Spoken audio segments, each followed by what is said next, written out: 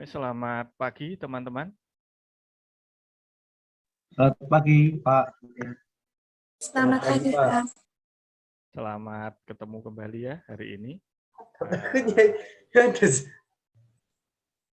Dalam mata kuliah virtual ya, untuk mata kuliah metodologi penelitian. Nah, hari ini saya setting di bangkunya ini ada 25 setting bangku, tapi yang terpakai baru itu 6. Ya. Mungkin teman-temannya nanti akan menyusul. Ya. Ini sudah tambah lagi 9 partisipan, berarti 8 sudah masuk ya. Nah, 8 orang. Tinggal nunggu 4 lagi, semoga nanti segera menyusul, karena memang materi kuliah metodologi penelitian itu sebetulnya itu urgent, karena kaitannya dengan riset. Cuman kadang-kadang itu beberapa orang, suaranya kecil. Suara saya kecil. Tes. Masih kecil nggak? Besar, Pak, jelas. Tes 1. Ini audio settingnya sudah full ini. Tes 1. Ya, full. Kecil? Jelas, Pak. Kalau masih kecil, saya ganti dulu aja lah dengan yang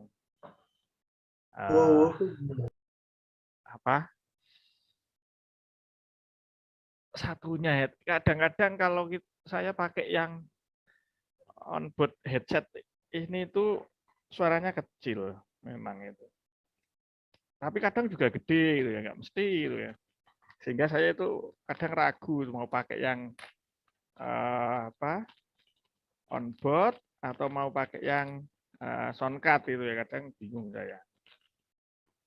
Oke lah, saya ganti dulu dengan yang model soundcard. Semoga nanti tidak kecil lagi ya.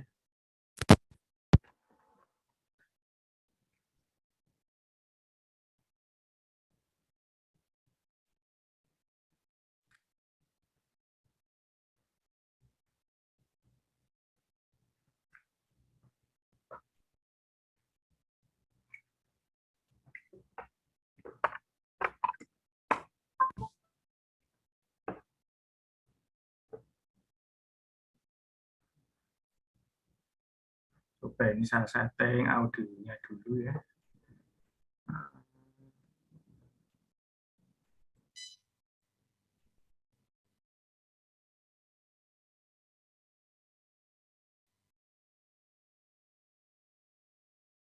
Kalau sekarang sudah kecil apa besar ini? Sudah besar, Pak, dari saya. Ya. Tes 1, besar apa kecil? Suara Besar, saya. Pak. Teman-teman. Iya, besar. Tes. Besar. Tes 1. Jelas, Pak. Besar. Tes 1. Jelas, Pak. Jelas, Kecil apa besar suaranya? Besar banget. Besar, Pak. Mantap. Sudah besar, Pak. Terdengar dengan jelas. Atau jangan-jangan suara saya nggak kedengeran ini? Suara kami kedengar, Pak. Tes Terdengar. 1, 2. Dengar, Pak. Dengerin nggak suara saya? Dengar, Pak. Dengar, Pak. Dengaran, Pak.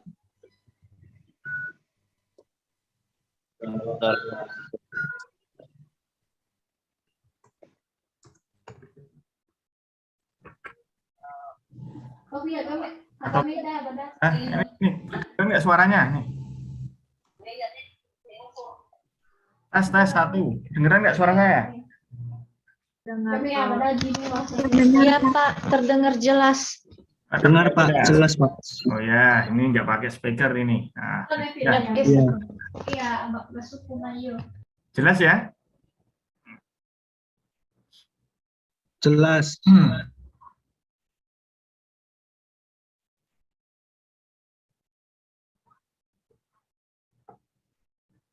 Oke, baik. Kita mulai saja untuk materi hari ini ya. Kuliah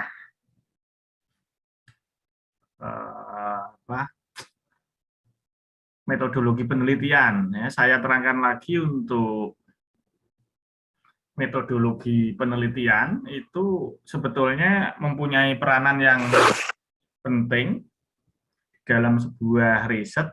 Ya. Terlebih lagi modelnya riset-riset teknologi informasi ya. Sehingga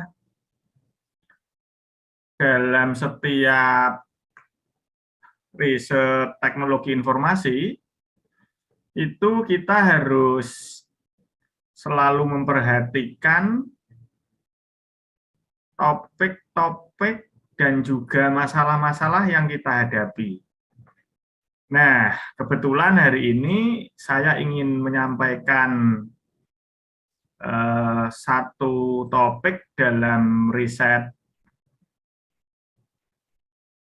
di ranah komputer ya, termasuk komputer akuntansi itu kan ranah komputer.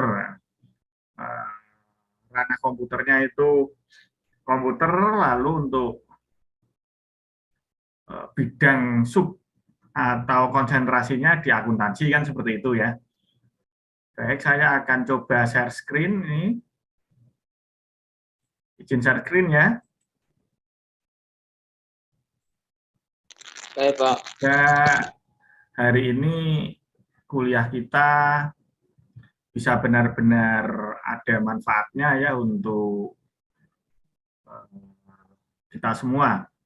Sudah kelihatan ya share screen saya ya? Sudah, Pak. Jelas. Ya, Pak. Terlihat. Hari ini kita coba akan membahas tentang problem statement atau research question, di mana pada problem statement atau research question ini seringkali ya itu mahasiswa abai, seringkali mahasiswa lupa, bahkan ada beberapa mahasiswa yang dalam membuat problem statement dan research question ini ngawur atau sembarangan. Padahal ini merupakan fondasi atau dasar dari keberlanjutan suatu penelitian. Sehingga beberapa dosen itu ya saya ketemu tidak hanya dari perguruan tinggi kita saja, tapi ada di banyak perguruan tinggi lain. Itu pengajarnya atau dosennya itu mengeluh. Mengeluhnya kenapa? Karena dalam hal riset penelitian atau dalam hal tugas akhir, kebanyakan dari para mahasiswa itu problem statement-nya kurang tajam. Bahkan cenderung berbeda dengan apa yang menjadi pembahasan di dalam bab-bab berikutnya. Atau ditemukan beberapa tulisan dan mahasiswa bimbingan, itu ketika ditanya tentang research question, mereka itu bingung mau menjawab apa gitu ya. Nah, kenapa hal ini terjadi? Ya kan? Nah, selidik punya selidik, saya melakukan riset atau penelitian kecil-kecilan, masalah problem statement dan research question ini kenapa menjadi sesuatu yang sulit ditemukan pada tataran mahasiswa atau dalam penelitian skripsi ya, atau tugas akhir, itu ternyata kebanyakan dari mahasiswa itu mencontoh atau dia mengcopy paste dari laporan-laporan yang sudah ada. Padahal jelas laporan-laporan yang sudah ada itu standar dari lonjakan atau tangganya itu sudah salah.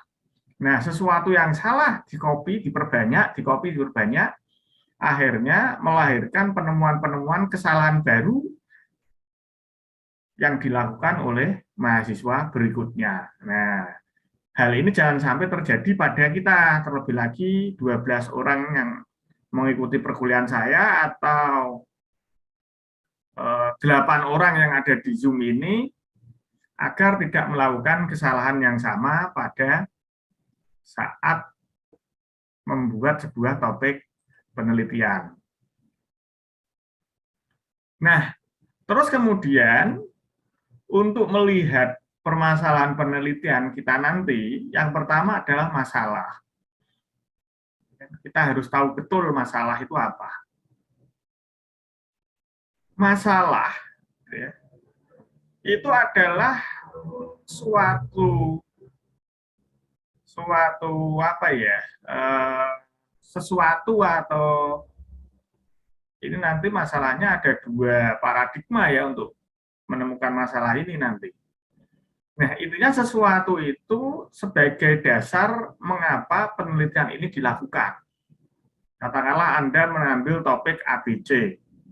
Nah, tentunya di dalam ABC itu kan ada masalah. Lah masalahnya apa? Lah masalahnya inilah yang menjadi dasar mengapa penelitian itu dilakukan. Sedangkan permasalahan itu akan dituangkan dalam latar belakang penelitian. Masalah itu adalah dasar penelitiannya dilakukan, permasalahannya adalah sesuatu yang nantinya masalah tadi dituangkan dalam latar belakang penelitian. Nah, ini yang menjadi kondisi, ini yang menjadi permasalahan kebanyakan perguruan tinggi, di mana laporan akhir dari mahasiswa itu kurang tajam. Bahkan mahasiswa tanya sendiri tentang masalah yang dihadapi untuk diselesaikan kurang bisa menjawab. Kenapa? Ya karena tidak ada masalah di dalam risetnya nanti.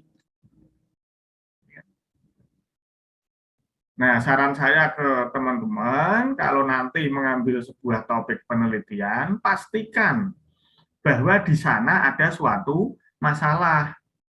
Jangan mengada-adakan masalah. Kalau nanti mengada-adakan masalah, resikonya atau repotnya nanti ada di kemudian hari. Di belakangnya itu repot nanti teman-teman itu dalam menyelesaikan masalahnya tadi. Kenapa? Karena masalahnya diada-adakan.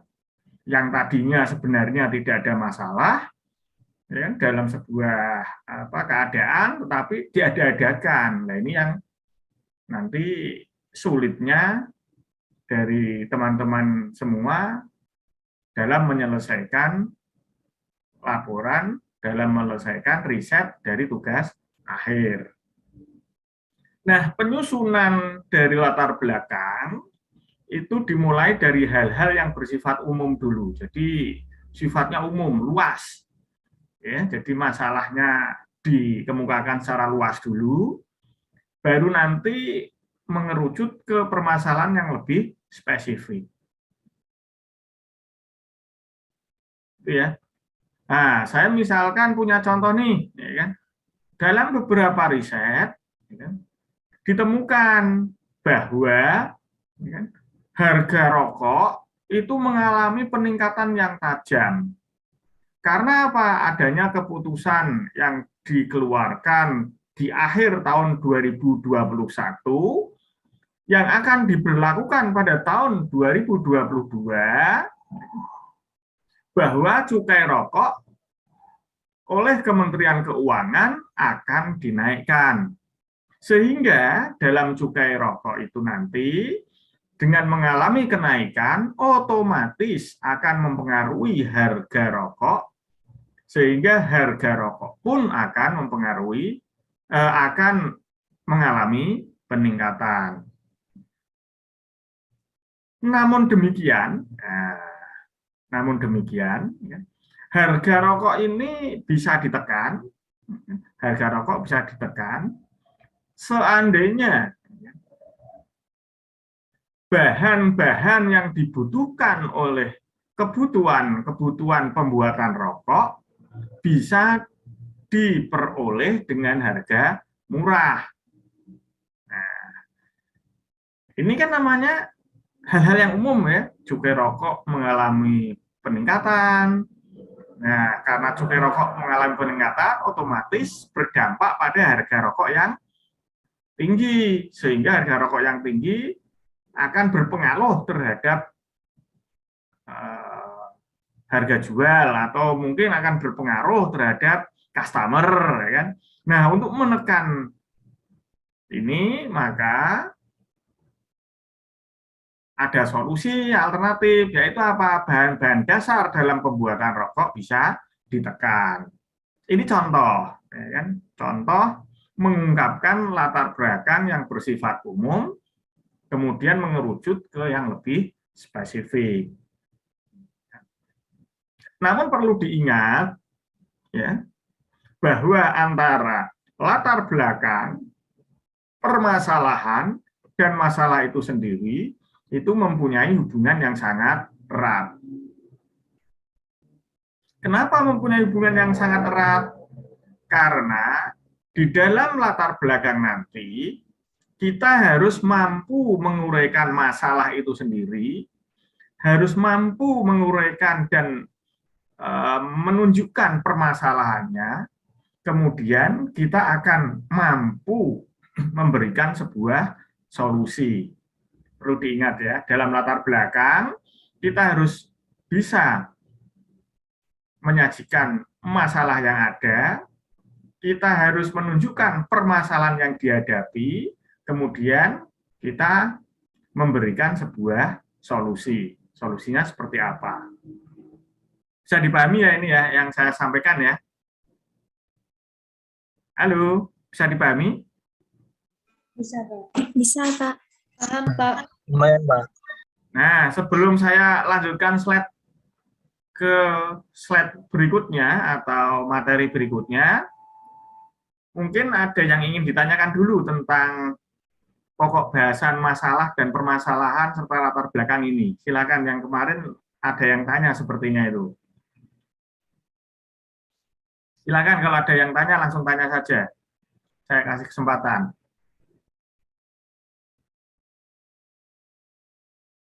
Saya sambil minum ya. Ini Pak. sambil kopi ya. Pak, mau tanya, Pak. Halo? Boleh ya? Dengaran jelas Mbak Gina? Ini saya masih belum paham, Pak. Bagaimana sistem penyusunan latar belakangnya itu? Sepertinya, seperti apa ya, Pak? Latar belakang itu Ya, kayak isinya. dimulai dari hal-hal yang bersifat umum. Jadi maksud yang bersifat umum di sini tentunya sesuatu yang berkaitan erat dengan topik dari penelitian yang teman-teman ajukan. Jadi dimungkinkan dari 12 orang yang ada di sini, itu ungkapan atau kalimatnya bisa berbeda-beda. Karena apa? Permasalahan yang dihadapi juga berbeda, sehingga sifatnya umum dulu.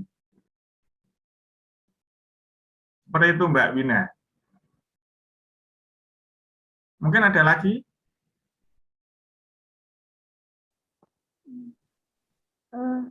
Yang saya tanya kemarin itu Pak, kayak gimana kita bisa memperoleh sumber Suaranya kok jadi kecil Mbak, kurang jelas. Ya, tadi jelas suaranya jadi kecil ini.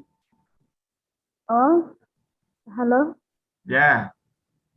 Oh, yang saya tanya itu Pak, bagaimana memperoleh sumber masalah yang dapat diteliti dari karya ilmiah itu. Ini suaranya kok jadi apa di laptop saya yang kurang jelas atau teman-teman juga mengalami hal yang sama? Halo? Teman-teman, monitor kah? Iya, Pak. Mengalami hal yang sama, Pak. Oh, mengalami hal yang sama, Mbak Bina. Oke, Pak. Tadi jelas kok waktu pertama, ya. Halo, suara saya dengar. Aku mau nanya Pak, bagaimana kita bisa memperoleh sumber masalah dengan karya ilmiah yang kita teliti? Oh, intinya sumbernya ya, kita nyari masalahnya itu dari mana gitu ya Mbak Sherly? Iya Pak. Ya. Mbak Wina mungkin juga sama ya, nyari masalahnya dari mana gitu ya? Maksudnya seperti itu Mbak Wina? Ya, Pak. Nah, baik. Ini ada di slide berikutnya ini, kalau sumber masalah ini. Kita itu aneh memang loh ya. Kita itu aneh. Nyantai-nyantai di rumah, bubuk, manis, makan, tidur, ya kan. Nggak ada masalah, ya kan. Tiba-tiba pengennya cari masalah, gitu ya. Memang kita itu manusia aneh loh. Manusia yang mencari-cari masalah, gitu. Semoga dengan permasalahan ini, masalah kita bisa terpecahkan, gitu ya. Ya. Oke, ini sumber masalah. Nah, di slide ini kita bisa melihat.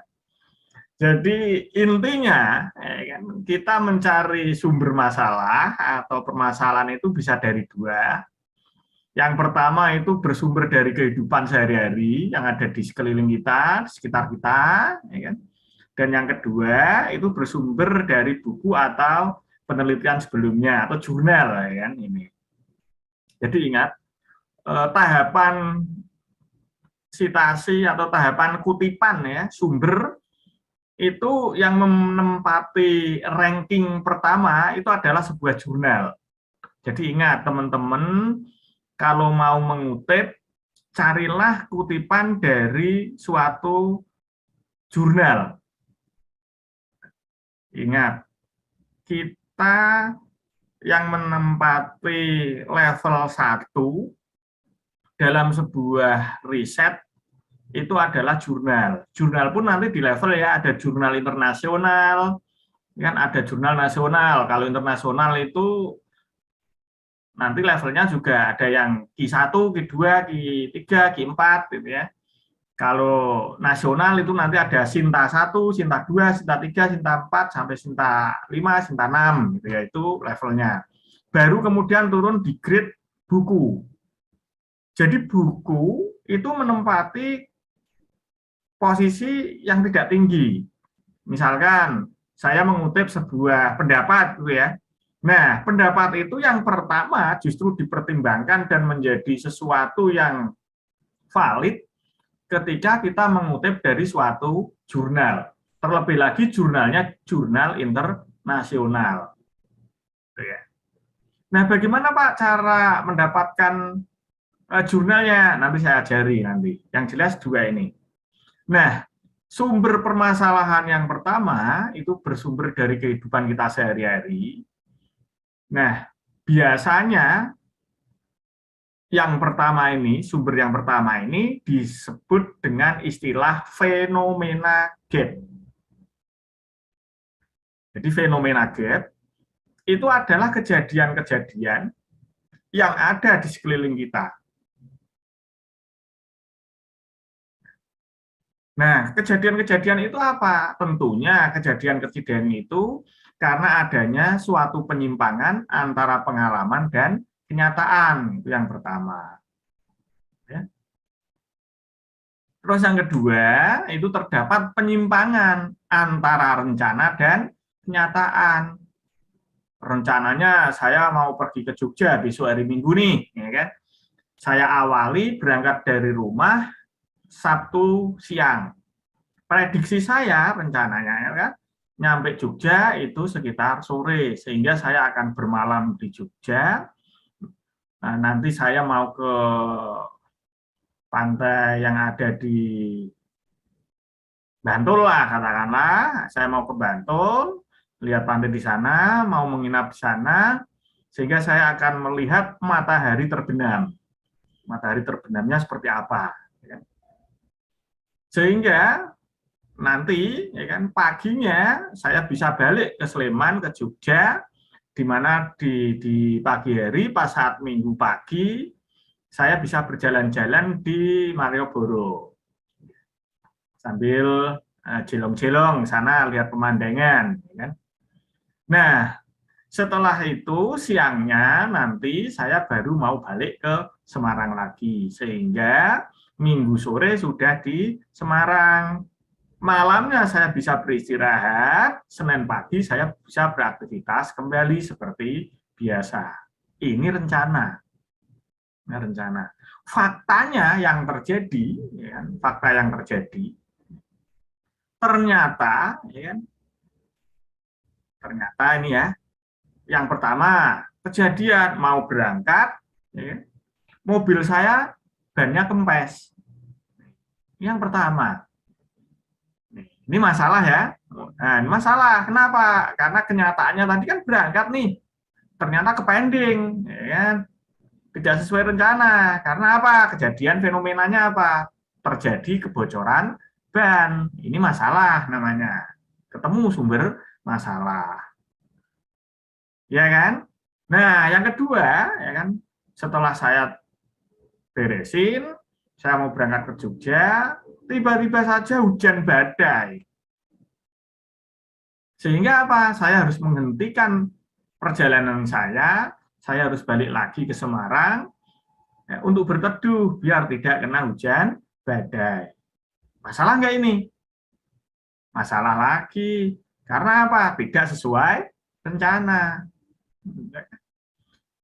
Hujan badainya baru sore selesai. Nah, sore baru saya berangkat.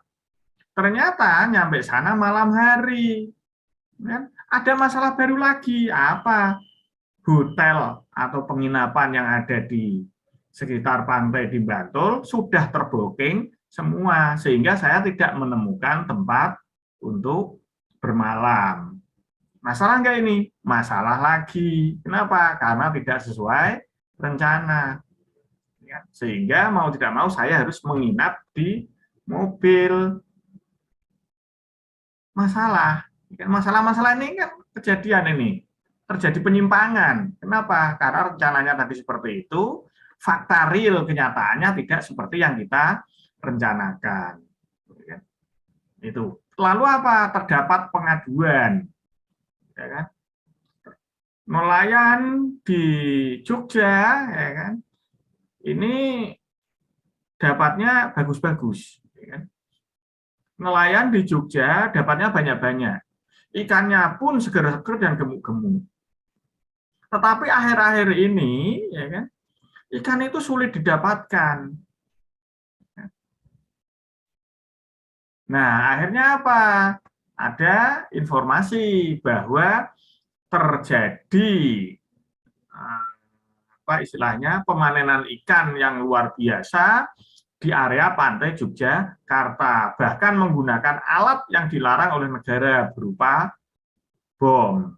Katakanlah seperti itu. Nah, ini pengaduan namanya. Ada beberapa aduan, ada beberapa informasi yang masuk, sehingga mempengaruhi pendapatan dari masyarakat. Ini fenomena namanya, fenomena gap. Masalah yang terjadi karena fenomena kejadian yang ada di sekeliling kita. Terus kemudian adanya persaingan. Perusahaan A menjual ABC. Perusahaan X menjual XYZ. Di mana segmen dari perusahaan A dan perusahaan X itu adalah sama. Nah, ketika perusahaan A memasarkan XYZ dan perusahaan A memasarkan ABC dan perusahaan X memasarkan XYZ pada masyarakat, akan terjadi dua persaingan antara perusahaan A dan perusahaan X. Tentunya perusahaan A menginginkan yang terbaik, laku keras, untungnya banyak, begitu pula perusahaan X. Akhirnya antara A dan X ini bersaing. Nah, persaingan ini akan menimbulkan sebuah masalah. Nah, masalah ini bisa dikaji secara ilmiah. Solusinya seperti apa nanti? Tentunya dari X akan riset sendiri, dari A juga akan melakukan riset sendiri terhadap produk-produk yang dia tawarkan. Ini masalah. Ini yang dari fenomena gap. Di mana fenomena gap adalah sebuah kejadian yang terjadi di sekeliling kita. Yang terjadi sehari-hari di kehidupan kita. Bisa dipahami ya? Untuk fenomena gap. Halo teman-teman. Bisa, Pak. Bisa, Pak. Nah, saya takutnya itu mendengarkan cerita saya, kalau teman-teman terbuai dan tertidur itu, susah saya itu. Wah, ini karena suara saya mendayu-dayu, ya kan? serak-serak batuk dan basah semua, akhirnya membuat terbuai dari teman-teman tertidur. Nah, repot kan nanti saya malah. Saya bercerita terhadap komputer, nggak ada yang mendengarkan, kan susah. Bisa dipahami ya untuk yang fenomena gap ini ya? Paham, Pak. Nah, kemudian yang kedua, bersumber pada buku atau penelitian sebelumnya. Penelitian sebelumnya itu bisa berupa jurnal-jurnal tadi yang saya sampaikan. Jadi dari kita membaca, dari kita membanding-bandingkan, dari kita menelaah. Nah, kalau kita mengambil permasalahan itu dari riset atau penelitian-penelitian yang sebelumnya, tentunya yang pertama, kita harus menyajikan sebuah penyempurnaan. Kalau riset sebelumnya itu seperti ini, saya kasih penyempurnaan ini. Contohnya, ya kan, ini saya misalkan contoh. Contoh ada sebuah gelas. Gelas itu untuk membuat kopi. Nah, seperti saya ini. Nah, katakanlah ini, seperti saya ini. Kelihatan ya? Ini gelasnya kelihatan ya, merah ya. Katakanlah gelas ini tidak ada, gelas yang saya tunjukkan ke teman-teman ini, tidak ada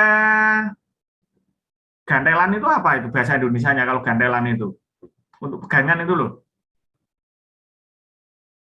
Ada yang tahu nggak teman-teman, gantelan untuk pegangan itu bahasa Indonesianya apa? Gangga. Gagang ya kan, nggak ada gagangnya.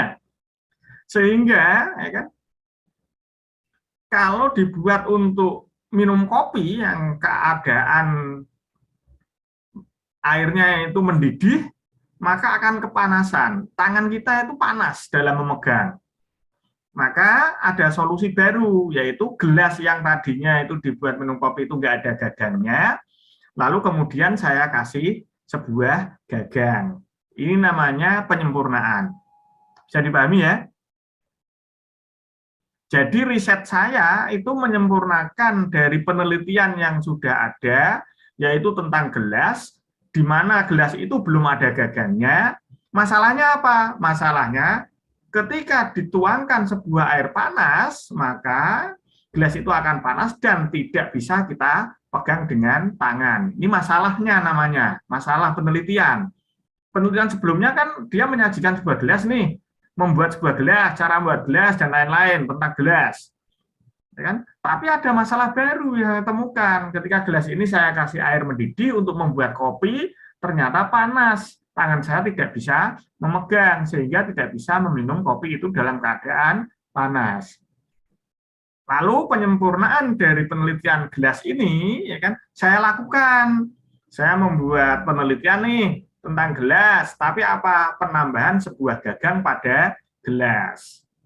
Sehingga ya kan bisa mengatasi masalah yang terjadi, yaitu ketika saya tuang air panas, tidak lagi saya memegang gelas tersebut, tapi cukup saya mengangkat gagangnya, sehingga bisa saya minum. Itu penyempurnaan. Kemudian verifikasi, kita verifikasi, ya kan? Mahasiswa yang masuk ke Stekom itu adalah karena adanya mata kuliah metodologi penelitian, ya, di mana metodologi penelitian itu diajar oleh seorang dosen yang dosennya sangat bodoh atau sangat tidak bisa tentang metodologi penelitian. Ini masalah, ya. Jadi mahasiswa itu masuk ke Stekom karena yang ngajar metodologi penelitian atau materi kuliah penelitian itu nggak tahu tentang riset, nggak tahu tentang penelitian, sehingga nanti dalam tugas akhir itu bisa dimanipulasi laporannya karena dosennya tidak tahu, katakanlah seperti itu. Ini contoh, ya kan? Nah, kemudian saya diverifikasi. Nah, teman-teman setelah masuk membuat penelitian, diverifikasi. Benar nggak dosen-dosen yang ada di Universitas Stekom itu bodoh dan tidak tahu tentang ilmu penelitian? Diverifikasi, dilakukan penelitian, loh ternyata enggak, dosen-dosen di Universitas Stekom semuanya pinter penelitian, sehingga nanti ketika suatu saat mahasiswa itu pada level mengambil mata kuliah tugas akhir, diajar oleh dosen-dosen yang mengetahui ilmu penelitian. Dan hampir rata-rata semua dosen Universitas Telkom mengetahui ilmu penelitian. Ini namanya verifikasi. Informasi yang beredar tadi bahwa dosennya bodoh-bodoh, tidak tahu tentang ilmu penelitian, tapi setelah dilakukan riset, ditemukan kebalikannya, yaitu bahwa ternyata dosen-dosen Universitas Telkom pinter-pinter dan tahu tentang ilmu penelitian. Ini verifikasi namanya, diverifikasi, dicek. Atau mungkin pengembangan. Nah ini, pengembangan itu contohnya seperti ini. Nah, ini siakat.stelkom.ac.id. Ketika saya membayar, itu saya harus ke Stelkom melalui admin, saya kasih. Nah ini perlu pengembangan ini. Pengembangannya apa? Ketika saya membayar, otomatis di siakat.stelkom.ac.id saya sudah tercatat langsung dengan sendirinya. Dan saya tidak harus pergi ke Stelkom. Cukup dengan transfer via bank. Tek, masuk, lunas, data saya verifikasi, masuk, benar, valid, ya kan? Langsung bisa masuk ke siakat.ac.id, mengambil KRS, mengambil KRS ya, mengisi IRS ya, rencana studi. Nah, kemudian dari rencana studi ini langsung disetujui oleh dosen wali. Nah, ini namanya pengembangan. Di mana saat ini antara keuangan dengan siakat.stelkom.ac.id belum terjadi koneksi, bukan integritas ya, belum terjadi koneksi. Nah, ini saya koneksikan, saya kembangkan menjadi seperti ini. Ini namanya pengembangan. Jadi antara penyempurnaan, verifikasi, pengembangan itu berbeda. Ya. Bisa dipahami ya, penyempurnaan tadi, ya kan ada gagang, kita kasih gagangnya ya jelas kita kasih gagang, verifikasi, diverifikasi benar enggak. Pengembangan kita produknya kita kembangkan manfaatnya agar bisa lebih baik lagi, manfaatnya bisa lebih besar lagi, itu namanya pengembangan. Mungkin dari sini ada yang ingin ditanyakan lagi ya, ini kita melangkahnya step by step saja, satu slide biar nanti teman-teman tidak gagal paham, biar teman-teman bisa langsung tahu apa yang nanti harus dikerjakan, apa yang nanti harus diungkapkan dalam dalam menuangkan topik penelitian. Silakan kalau mau tanya. Pak, mau bertanya Pak. Ini kan misalkan saya lagi mencari sebuah penelitian nih Pak. Nah, saya menggunakan satu topik ini, tapi dulunya tuh ada orang juga mengambil topik itu dan juga udah menyelesaikan permasalahannya dan juga ada solusinya. Nah, apakah boleh lagi saya untuk mengambil topik tersebut untuk saya meneliti ulang lagi gitu Pak?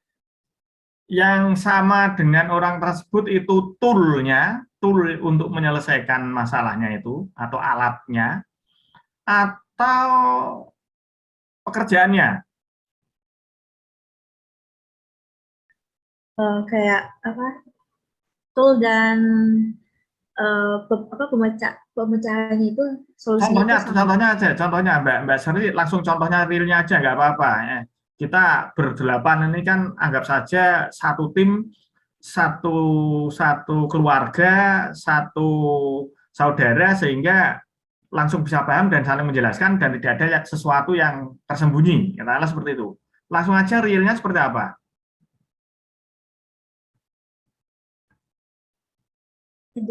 Saya juga bingung Pak untuk contohnya.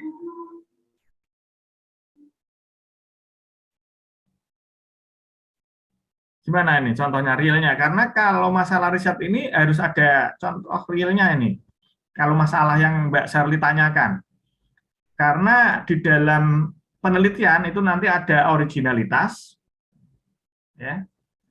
Terus ada kebaruan, Jadi ada originalitas, ada kebaruan. Ya. Nah ini nanti kaitannya dengan apa? Kaitannya dengan yang nomor 2 itu. Kita mau penyempurnaan, mau verifikasi, atau mau pengembangan. Nah, kalau tidak tiga-tiganya ini, ya jelas nggak boleh gitu loh. Makanya saya minta realnya saja, seperti apa. Oh, misalnya gini Pak, yang tentang gelas yang tadi kan itu misalnya sudah diteliti harus misalnya ditambahkan ganggang gitu.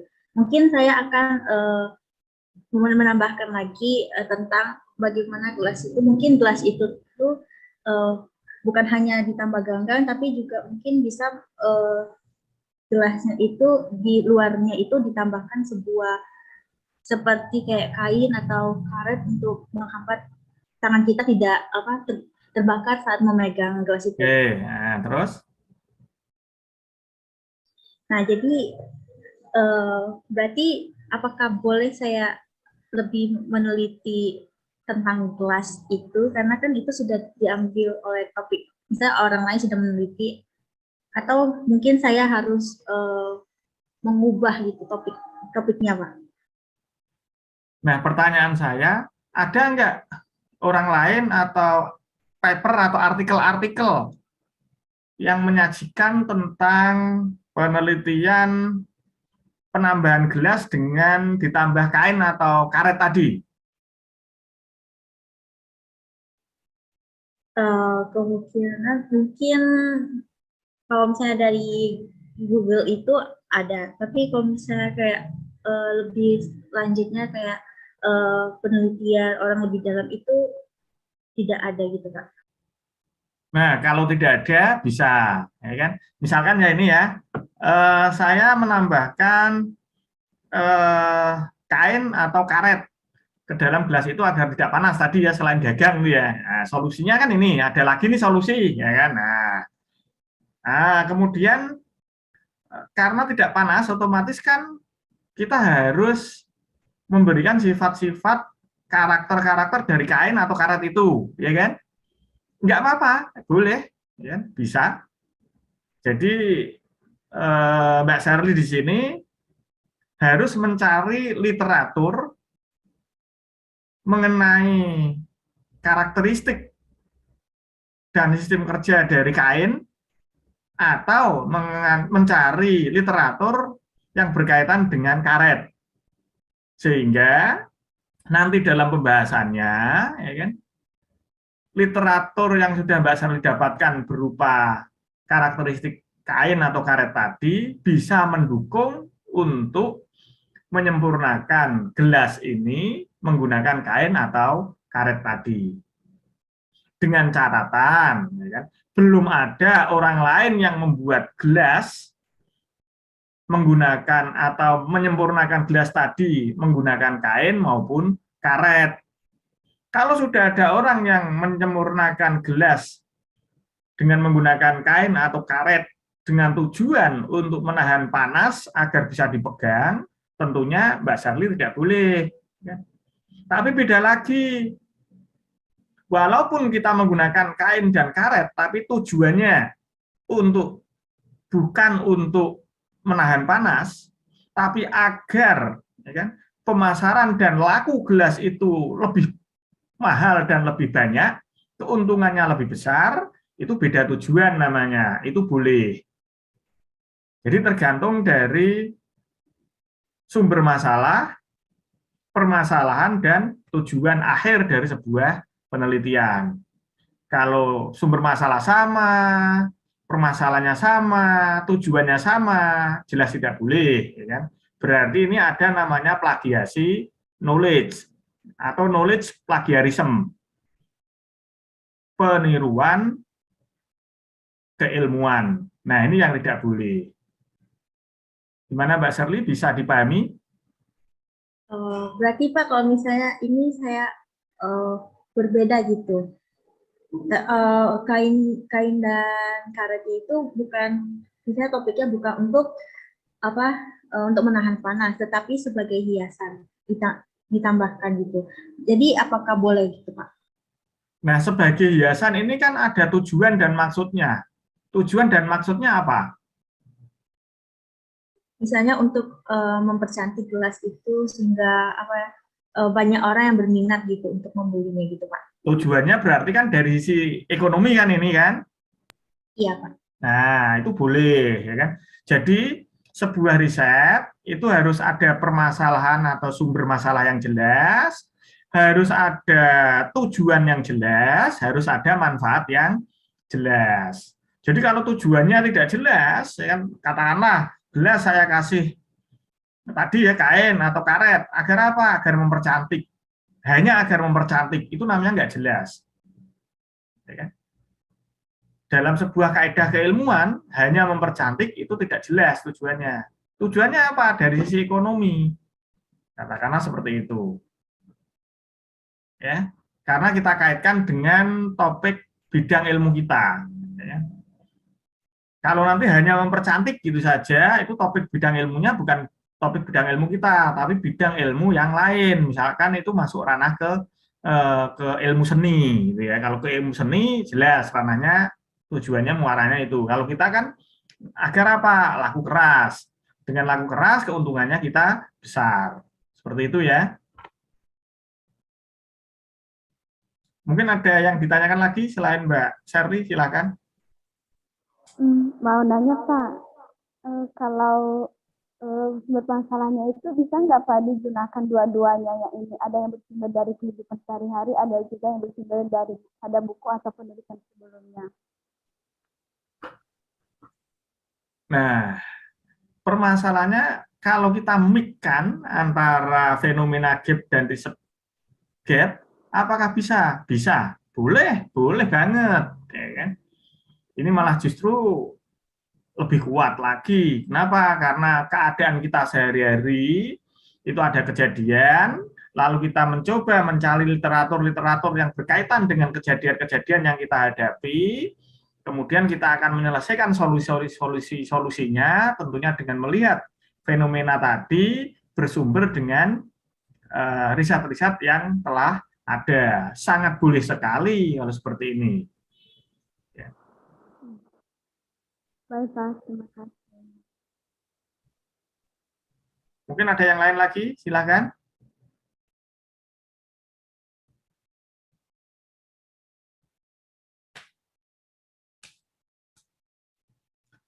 Kalau tidak ada, kita lanjutkan ke slide berikutnya. Jadi saya kalau ngajar itu slide-nya tidak pernah panjang dan banyak, itu enggak, itu jarang sekali itu ya. Karena kalau saya ngajar itu biasanya memang slide-nya itu sedikit-sedikit itu. Apalagi kalau terjadi sebuah interaksi itu paling banter itu slide-nya ya antara 10 gitu ya itu. Nah, permasalahan yang baik tentunya harus kita lihat berdasarkan dari 3 kriteria. Yang pertama harus bermanfaat. Jangan kita nanti menyelesaikan masalah nggak ada manfaatnya. Ini malah menjadi sebuah masalah tersendiri nanti malahan. Jadi yang pertama itu harus bermanfaat nanti. Kan riset-riset kita itu faktor utamanya itu satu, bermanfaat.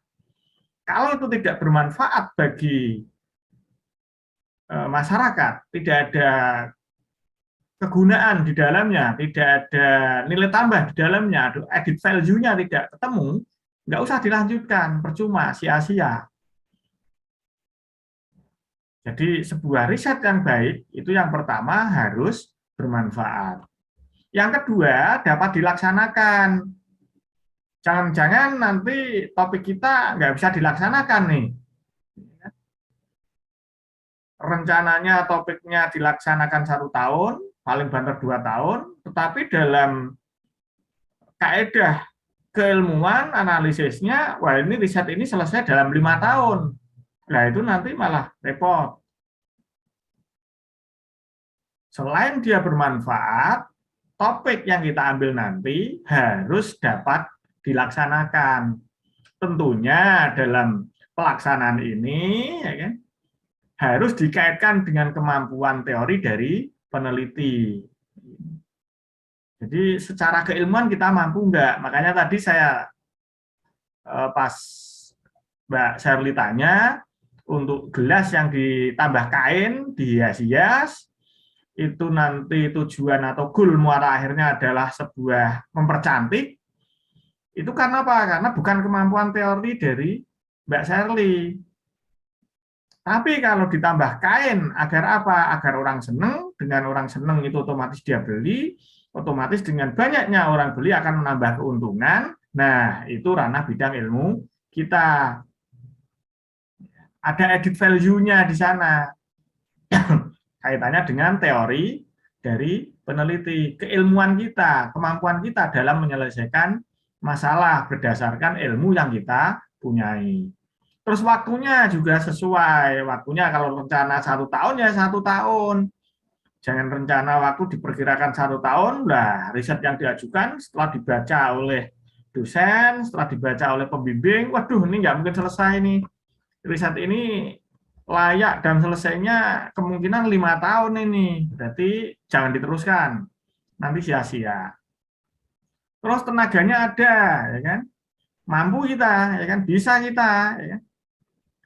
Jangan kita berpikiran kita akan mengangkat sebuah balok yang ukuran besar, tetapi fakta realnya bahwa tenaga kita itu hanya seukuran kotak kecil. Nah, ini jangan sampai terjadi. Kalau seperti itu ya jauh panggang dari api namanya. Terus kemudian yang keempat, dana yang tersedia. Tentunya kita riset itu kan membutuhkan dana, walaupun dananya kecil untuk transportasi, walaupun kecil hanya untuk beli kertas, itu namanya dana. Lah, ada nggak dananya? Kalau nggak ada sama sekali ya sama juga bohong. Terus kemudian adanya faktor pendukung. Faktor pendukung ini juga sangat berpengaruh. Jangan-jangan nanti ketika Mbak Shirley ini mengambil mata kuliah riset atau penelitian atau tugas akhir, dilarang oleh suaminya nih karena sudah berkeluarga. Nah, suaminya marah-marah, nggak diperkenankan, nggak diizinkan. Lain namanya faktor pendukung. Atau jangan-jangan Mbak Murni nih mengambil mata kuliah tugas akhir. Nah, tiba-tiba saja pacarnya marah-marah, ingin memutuskan. Nah, ini namanya faktor pendukung. Wah, kamu ini gara-gara mengambil penelitian, gara-gara mengambil tugas akhir, jadi nggak memperhatikan saya. Saya kan pacar kamu. Apa memangnya pacar kamu itu penelitian? Nah, marah-marah seperti itu. Nah, ini namanya faktor pendukung. Faktor pendukung di sini, walaupun kelihatannya sepele, tapi juga ikut berperan. Nah, tersedianya data itu harus tersedia. Nah, data itu memang harus harus ada. Kalau nggak ada datanya, nanti penelitian bohong-bohongan dong namanya. Makanya ketika nanti teman-teman mengambil topik riset, akan dilihat dulu nih oleh dosennya. Dilihat kira-kira datanya bisa nggak diperoleh. Katakanlah sekarang, teman-teman mengambil topik tentang kesehatan. Mengambil topik tentang paru-paru, penyakit paru-paru. Nah, datanya diambil dari mana ini? Tentang penyakit paru-paru.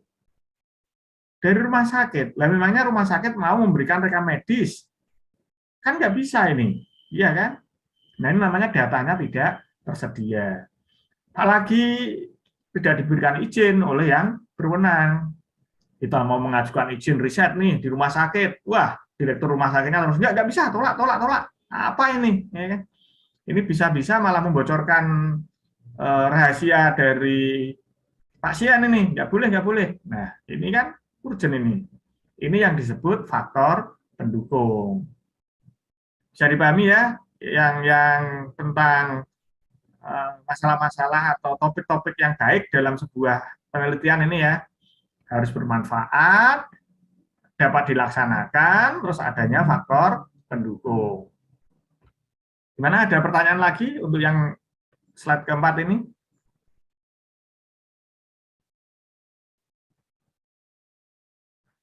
Nah, kalau sudah, kita sekarang melangkah ke judul penelitian atau topiknya itu sendiri.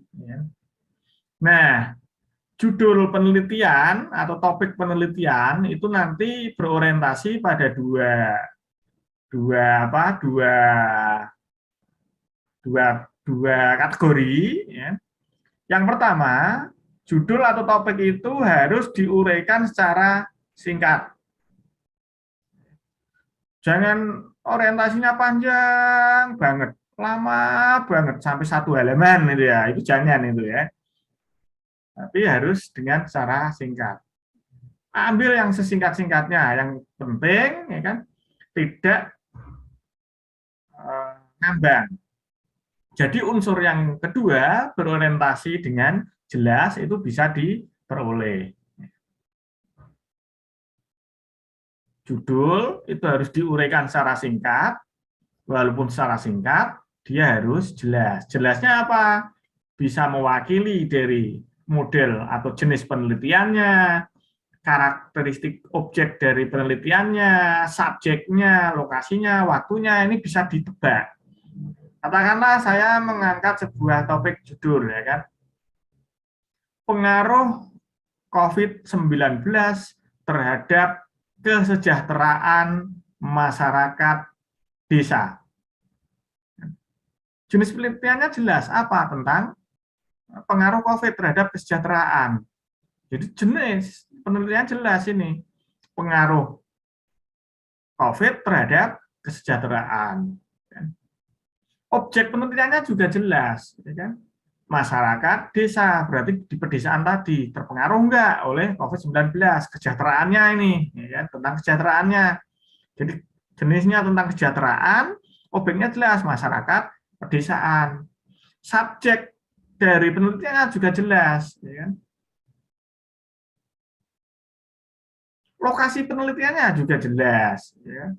Waktu pelaksanaan penelitian juga jelas. Otomatis rentang waktunya ini karena pengaruh COVID. Tentunya kejadian ini akan dilakukan ketika terjadi COVID. Itu ya, paham ya? Itu bahwa ada contoh itu. Analisis pengaruh pelayanan terhadap kepuasan nasabah pada bank syariah di Briun tahun 2013. Jelas. Ya. Bisa dipahami ya ini ya tentang penentuan judul ini ya. Singkat, jelas. Ya. Mungkin ada yang tanyakan, silakan tanyakan dulu sebelum kita melangkah ke slide berikutnya. Masih belum ada, Pak. Yang lain, silakan. Belum ada juga. Yang cowok-cowok kemana ini? Yang tadi terdengar suaranya cewek semua ini. Mengikuti dulu, Pak. Nah, masalahnya itu kalau diem terus itu ada dua kemungkinan itu. Kan diam karena paham, atau mungkin diamnya karena enggak mudeng sama sekali. Jadi mau bersuara itu enggak paham apa yang ingin ditanyakan. Nah, kalau kemungkinan yang kedua ini repot ini. Kalau kemungkinannya yang pertama, oke, saya seneng ini, ya kan, mahasiswa saya canggih-canggih. Mahasiswa saya cerdas-cerdas, mahasiswa saya oke-oke, ya kan? Yang cowok ganteng-ganteng, ya kan? Yang cewek cantik-cantik, keren-keren, ya kan? Nah ini sudah cantik, ganteng, keren, cerdas lagi, smart semua. Nah ini saya seneng nih kemungkinan yang pertama. Tapi begitu ketemu sama kemungkinan yang kedua, sedih saya kan nanti. Ketika mau buat TA, maju ke dosen bimbingan, nggak tahu permasalahannya, nggak tahu tujuannya, nggak tahu problem statement-nya, nggak tahu riset question-nya, kan susah, ya kan? Nah, kalau seperti ini kan harapan saya nanti teman-teman bisa jelas ketika maju ke dosen pembimbing mengajukan suatu topik, bisa memberikan latar belakang, dimulainya latar belakangnya itu dari ini, sehingga permasalahannya jelas, ini. Solusinya pun jelas, seperti ini. Sehingga mempunyai target dan tujuan sebuah tugas akhir yang jelas. Nah, itu saya seneng itu, ya kan, bangga saya mengajar mata kuliah metodologi. Ini loh mahasiswa yang ngajar saya jelas. Oh, dibaca dari latar belakangnya saja, halaman 1 sudah menarik perhatian. Ya. Mencerminkan seorang mahasiswa, mencerminkan seorang intelektualitas. Ya. Edit value-nya ada. Ya. body of knowledge-nya ketemu, ya kan, tidak asal-asalan membuat. Nah, ini saya bangga sekali. Semoga 12 mahasiswa yang mengikuti perkuliahan saya di sini seperti apa yang saya harapkan ini tadi. Ya, beberapa hal yang harus diperhatikan dalam merumuskan masalah ini ya. Ini yang pertama, masalah harus dirumuskan dengan jelas dan tidak menimbulkan penafsiran yang berbeda. Jadi masalahnya itu harus dirumuskan dengan jelas, tidak harus apa istilahnya nanti, jangan sampai itu menimbulkan sesuatu yang istilahnya ambigu. Ya. Ambigu itu bisa bermakna kanan, bisa bermakna kiri. Nah, ini yang sulit nanti kita ketika kita diskusi dengan pembimbing, ketika kita ujian komprehensif atau kita ujian pendadaran. Nah, kita susah sendiri nih, karena apa? Penafsirannya bisa berbeda. Repotnya kita nanti saat ujian akhir. Nah, dikejar oleh penanya dengan penafsiran yang berbeda. Kita nggak bisa jawab, malah nangis. Nah, kan repot. Dulu pernah itu Pak, ketemu itu saya pernah menguji mahasiswa itu, saya tanya dari riset question-nya, dari latar belakangnya, malah nangis. Jadi dia nggak jawab, malah nangis. Saya bingung. Ya. Saya kasihan banget sama mahasiswanya. Tapi secara knowledge, secara keilmuan nggak layak. Ya kan? Akhirnya saya tanya, secara keilmuan, secara kaedah teori, ya kan, penelitian yang Anda ajukan ini belum layak untuk memenuhi tugas akhir. Jadi saya mohon maaf. Apa yang saya tanyakan dan apa yang saya sampaikan kepada Anda tidak mampu menjawab sesuai dengan apa yang saya tanyakan. Jadi air mata itu tidak akan membantu dalam sebuah ujian riset. Ya. Jadi teman-teman jangan suka mengeluarkan air mata ya, boleh menangis tapi menangislah dengan bahagia. Wong kuliah metodologi penelitian dengan saya itu jangan sampai gagal nanti risetnya, ya. Karena memang dasar-dasar pondasinya sudah saya bangun dulu dari metodologi penelitian ini, sehingga teman-teman itu nanti saat ujian penelitian maupun proposal, ya kan, menangislah dengan tangis bahagia karena sudah mengikuti kuliah metodologi penelitian dengan saya. Terus kemudian yang kedua, rumusan masalah hendaknya dapat mengungkapkan hubungan antara dua variabel atau lebih. Jadi ada teori atau tema-tema yang akan diselesaikan. Variabel-variabelnya apa? Rumusan masalah hendaknya dinyatakan dalam kalimat tanya. Rumusannya, kalau masalahnya jangan, masalahnya diuraikan dalam bentuk pernyataan-pernyataan dalam bentuk narasi. Tapi untuk rumusannya, ya kan, ini kaitannya dengan solusi yang ingin dicapai. Nah, ada beberapa kesalahan ini yang sering terjadi nih, ya kan. Tidak hanya pada mahasiswa-mahasiswa saja, tapi juga pada periset-periset pada umumnya. Pertama itu permasalahan tidak diambil dari akar masalah yang sesungguhnya tadi, seperti awal-awal kuliah ini saya bilang. Jangan-jangan tidak ada masalah nih, sehingga apa? Masalahnya diada-adakan. Nah, ini nanti repot. Dengan masalah yang diada-adakan, saya yakin-yakinnya bahwa penelitian tugas akhir ini tidak akan selesai. Berkembang terus. Kenapa? Ya karena masalahnya diada-adakan. Beda kalau masalahnya itu benar-benar ada, tidak akan mungkin berkembang. Jadi permasalahan itu memang dasarnya sudah ada masalah. Baik itu dari fenomena gap maupun dari riset gap. Kalau fenomena gap itu ya dari keadaan sehari-hari, kalau riset gap itu bisa dari kita baca paper, bisa kita baca jurnal-jurnal, artikel-artikel, ya. Itu namanya riset gap. Terus kemudian apa? Permasalahannya akan dipecahkan tidak sesuai dengan kemampuan peneliti. Baik itu dari sisi teori keilmuannya, baik itu dari waktunya, dari tenaganya, maupun dari dananya. Ini tidak sesuai, ya kan? Tidak mampu. Nah, ini menjadi sebuah kendala. Terus kemudian yang ketiga, permasalahan yang akan dipecahkan tidak sesuai dengan faktor pendukung yang ada, tidak didukung faktor-faktor yang saya sampaikan tadi. Nah, ini beberapa yang harus diperhatikan ya, baik itu dalam merumuskan masalah maupun sesuatu yang harus dihindari dalam sebuah penyajian permasalahan yang dihadapi. Usahakan dalam riset kita atau dalam tugas akhir kita, masalahnya itu kita sampaikan secara benar-benar, secara real.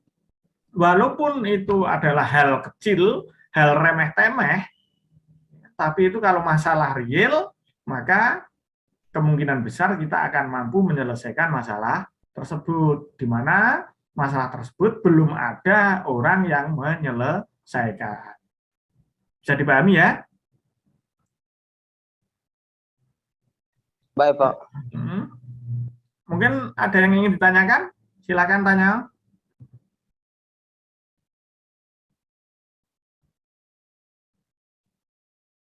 Nah, ini tadi yang mungkin ditanyakan oleh teman-teman dalam membuat latar belakang ya, dalam membuat permasalahan atau dalam membuat sebuah narasi, argumen untuk sebuah riset ya. Buatlah model piramid terbalik. Jadi dari permasalahan yang secara umum, kemudian kita narasikan, lalu diikuti oleh batasan-batasannya, kemudian inti masalahnya apa. Ya. Baru kemudian kita narasikan solusinya, kita tentukan tujuannya, ya, dan kita lihat hasilnya. Ini cara membuat sebuah pembatasan masalah agar tidak merembet kemana-mana. Sehingga hasilnya nanti lebih fokus dan lebih tajam. Mungkin itu yang bisa saya sampaikan untuk hari ini. Silakan kalau teman-teman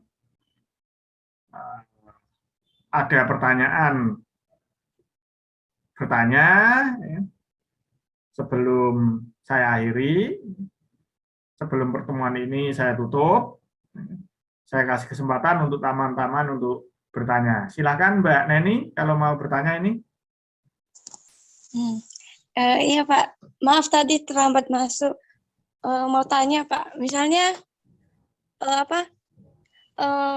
meneliti ini membuat suatu makalah ini, kita harus ke lapangannya langsung apa kita buat sendiri Pak?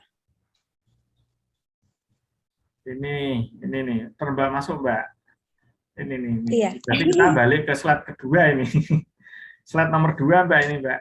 Nah ini. Bisa dilihat ya slide saya ini ya. Mbak Neni bisa melihat slide saya? Bisa Pak. Hah? Bisa lihat. Nah ini sumber masalahnya itu ada 2 Mbak. Yang pertama itu disebut fenomena gap. Fenomena gap itu berasal dari kehidupan kita sehari-hari. Masalah yang kita temukan real di lapangan. Ya kan? Jadi ketemu apa, kita lihat apa, nah itu ketemu dengan masalah. Atau mungkin bersumber dari penelitian sebelumnya, bisa dari jurnal, artikel, ya. Itu ya. Bisa dipahami ya Mbak Nani ya. Jadi ada yang dari satu fenomena gap, yang kedua dari riset gap. Ya. Nah kalau dari riset gap gimana Pak? Nah ini katakanlah dari riset gap. Saya stop share dulu ya, saya ganti share-nya. Share screen. Nah, Ini share screen, katakanlah ini dari Scholar, ya kan?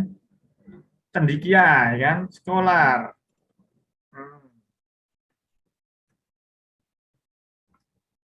Nah, ini ya dari Google Scholar. Ini kita cari aja, masukkan di sini, ya kan? Kita cari, ya kan? Apa saja, ya kan? Katakanlah tentang apa, ya, ingin kita selesaikan, bisa. Atau mungkin teman-teman mau mencari nih, saya mau baca-baca sih, punyanya dosen saya yang mengajar metodologi penelitian. Jangan-jangan dosennya nggak punya paper nih.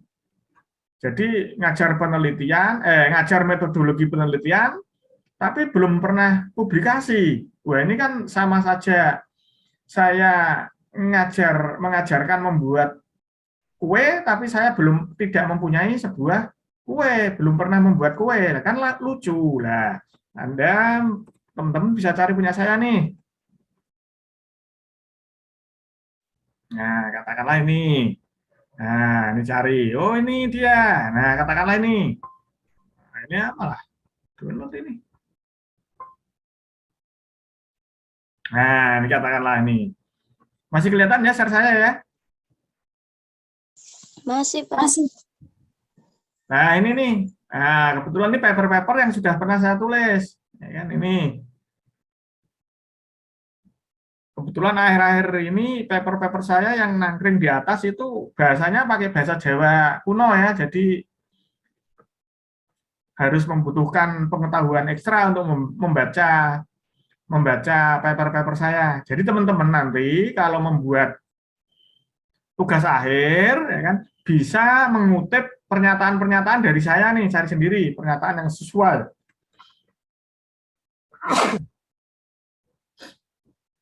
Jadi teman-teman bisa mencari judul-judul yang ada di punya saya ini, ya kan? Bisa contohnya ini, atau mungkin nanti bisa cari di tempat-tempat lain juga boleh, ya kan? Ini, ya kan? Bisa dicari di sini, ya kan? Nanti download, ya. Atau teman-teman mau yang level 1 ini, wah saya mau ke jurnal internasional nih, bisa cari di Scopus, ya kan? Jadi nanti teman-teman bisa masuk sini. Nah, kelihatan ya Scopus ya ini ya? Kelihatan nggak teman-teman ini? Kelihatan, Pak. Nah, Kelihatan, Pak. kita bisa ke SOS, ya kan? SOS. SOS-nya ini apa? Lalu kita nanti ini kita masukkan title-nya. Jadi title ini kita kasih tentang apa? Di sini nanti kita misalkan tentang inventory. Ini ya. Nah, ini ya kan. Nah, nanti tentang inventory akan muncul semua ini, ya kan. Nah, sehingga teman-teman bisa apa? Istilahnya mencari dari source ini. Kalau ini levelnya 1 ini. Kalau teman-teman menyajikan data, menyajikan teori, solusi di mana dasar pondasi solusi dan teori teman-teman diambil dari ini Scopus, ini nggak bisa dibantah ini, kan? Kalau ada yang membantah, mesti dia kurang literatur, kurang bisa membaca, kurang ngerti ilmu tentang riset, sehingga teman-teman bisa menyajikan tulisan narasi di mana narasi atau argumen dari teman-teman dikuatkan dengan dasar yang ada di Scopus, jurnal-jurnal yang ada di Scopus. Ini sudah tidak bisa terbantahkan. Kalau dari Scholar, ini kalau dari Scholar, tapi Scholar saya ini kebetulan yang nangkring-nangkring di atas, 10 besar Scholar saya, 11 besar Scholar saya ini masuk Scopus semua. Jadi teman-teman kalau mengambil topik dari saya, ini ada di Scopus. Bahkan misalkan ya, wah kemarin ini Pak Mufaddal mengajarkan ini tentang penggunaan dari metode research and development. Nah ini saya bisa mengatakan apa, bahwa research and development itu bukan metode saintifik, tapi dia hanya schedule method atau metode pelaksanaan. Ini bisa dibaca ini, ya kan? Ini paper saya ini yang saya buat tahun 2017. Kebetulan bahasanya juga menggunakan bahasa Jawa kuno, jadi harus butuh apa? Kerja yang lebih keras untuk membaca ini, sehingga di dalam sebuah penelitian tidak hanya metode pelaksanaan yang nanti disampaikan, tetapi harus mengandung scientific method. Scientific method itu adalah metode keilmuan bidang yang kita minati. Ya. Misalkan, ya kan, kita mengajukan tentang forecasting. Nah, ini kan kalau akuntansi, ekonomi, manajemen biasanya kaitannya dengan prediksi-prediksi nih, ya kan, supaya penjualan naik, ya kan, katakanlah ini, ya kan. Nah, otomatis nanti saya menggunakan metode yang ada di forecasting itu. Kita ambil salah satu metodenya dengan metode ini, gitu ya. Bukan research and development-nya. Kalau research and development-nya itu adalah metode pelaksanaannya, tahapan-tahapannya. Pertama, tahapan pengumpulan data. Apa nih yang saya kerjakan? Nah, ini namanya metode pelaksanaan. Dalam rekayasa perangkat lunak kan diajarkan nih metode pelaksanaan. Ada SDLC, ada prototype, ada waterfall. Ya, ini diajarkan semua nih. Ya. Ada R&D, gitu ya, Research and Development. Ini contoh-contohnya ini. Jadi silakan nanti teman-teman mengambil sitasi atau mengambil kutipan dari punya saya boleh, punya orang lain boleh. Yang tentunya, ya kan, kutipan-kutipan atau pembanding atau dasar yang teman-teman ambil harus sesuai dengan bidang ilmunya. Mungkin itu yang saya jelaskan. Kalau masih ada yang ingin ditanyakan, silakan Mbak Neni. Belum ada, Pak. Sudah cukup? Dari teman-teman ada yang ingin tanyakan lagi sebelum pertemuan ini saya akhiri? Kayaknya nggak ada, Pak. Nggak ada kayaknya. Bisa ya? Iya, Pak. Apa ini?